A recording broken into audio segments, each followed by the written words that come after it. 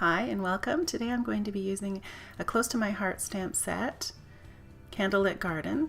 This is blue Lagoon paper from Stampin Up, and the other is just little bits and bobs I had left over in my scrap collection.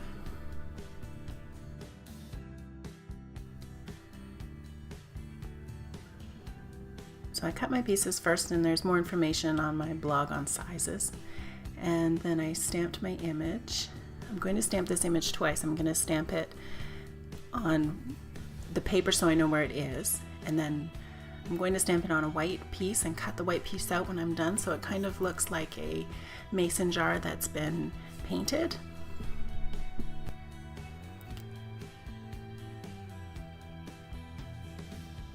So I began using Copic markers to color my design. I think this is the first one that I used a tan paper to color on. I was really impressed on how it worked. It's really good quality paper. That's a Stampin' Up paper, and it really blended the colors nice. It's like having all new colors with your Copics because the color kind of changed from what it normally is.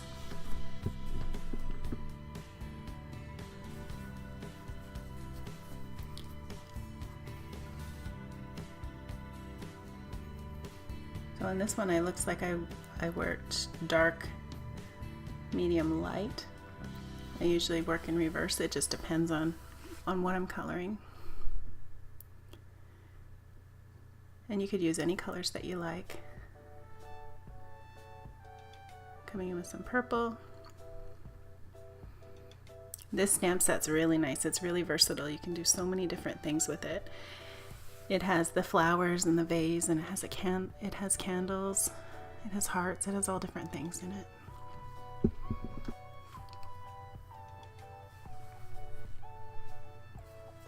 It's kind of springy. I'm loving that all the dahlias and everything are out. Our lilies are opening right now. So pretty, all the different colors.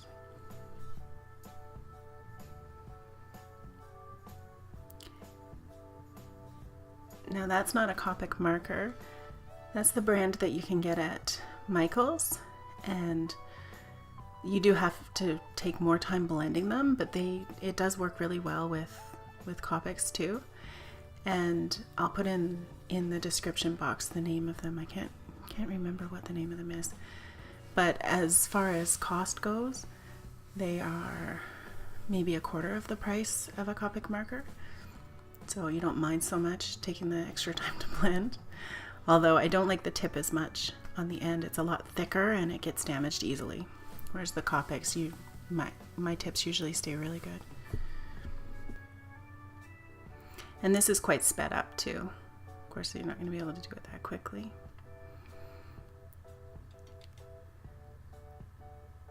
I just think the colors look so nice on the tan paper.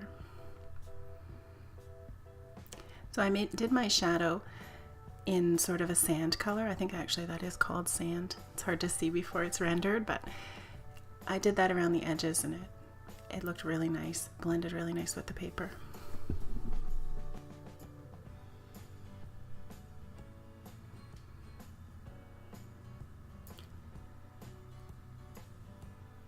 So then I shaded the white piece. I wanted it to kind of look like chalk paint. I love chalk painted mason jars. My friend does them and they're so beautiful. I have one on my windows though.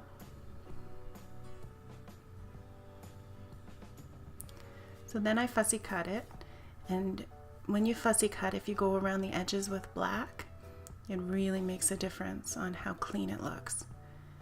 It takes it from all the imperfection out.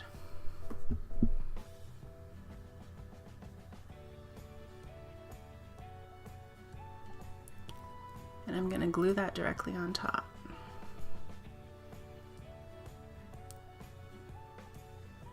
I just decided to go over the stems with a black pen. It just makes them look clean.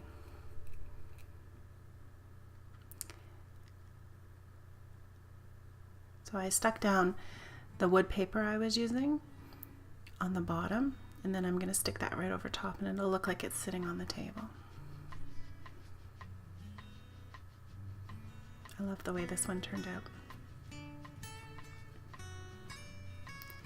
I went in with a white gel pen and did some highlighting. That makes a big difference too. If you warm the gel pen up on your finger, it flows really nicely. I learned that watching all the lovely YouTube ladies.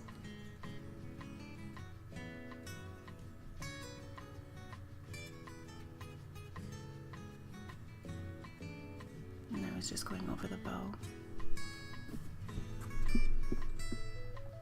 I then took a Versamark pen and created a shadow on the paper, so it would look like it's sitting on the table. It just darkens whatever you put it on a little bit.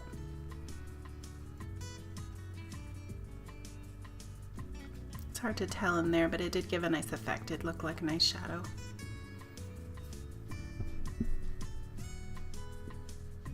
And then I went in with a little bit of glazing,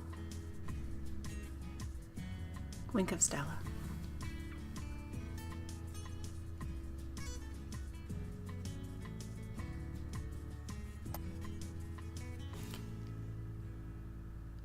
And I don't believe that stamp comes from the set, the thank you that I used.